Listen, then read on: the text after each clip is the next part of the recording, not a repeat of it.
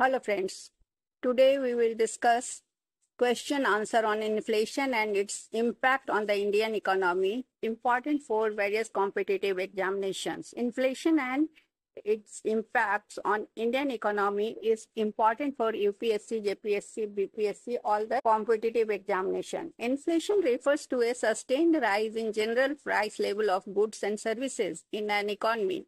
It erodes purchasing power of money, affects all sections of society. In India, inflation is mainly measured through consumer price index that is known as CPI and wholesale price index that is known as WPI. The Reserve Bank of India, under the Monetary Policy Framework Agreement 2016, has set a target of maintaining inflation at 4% plus minus 2%. Hence, it may be 6%, 4 plus 2%, or 2%, 4 minus 2%. Okay.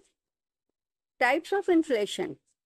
First is demand pull inflation. It occurs when demand for goods and services exceeds supply. For example, festive season, demand for gold and electronics pushing up prices.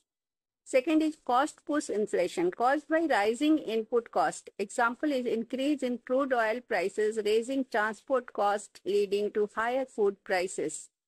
Third is imported inflation due to rising international prices of essential imports.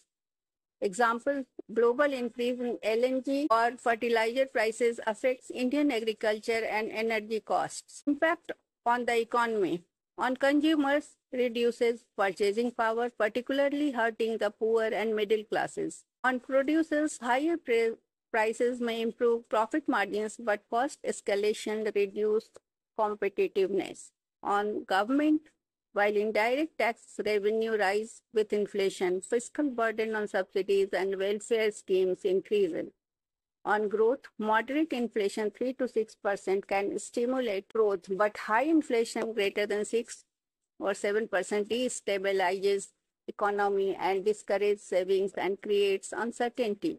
Pull from recent context, during 2022-23, India witnessed high food inflation due to heat waves affecting wheat production and supply chain disruptions in vegetables. The Russia-Ukraine war further pushed up global crude oil and fertilizer prices, leading to imported inflation. In response, the RBI raised the repo rate several times to curb excess demand. The government imposed restrictions on wheat and rice exports to stabilize domestic supplies. So we can conclude that inflation is a double-edged sword. While moderate inflation is essential for growth, persistently high inflation erodes real income and hampers economic stability.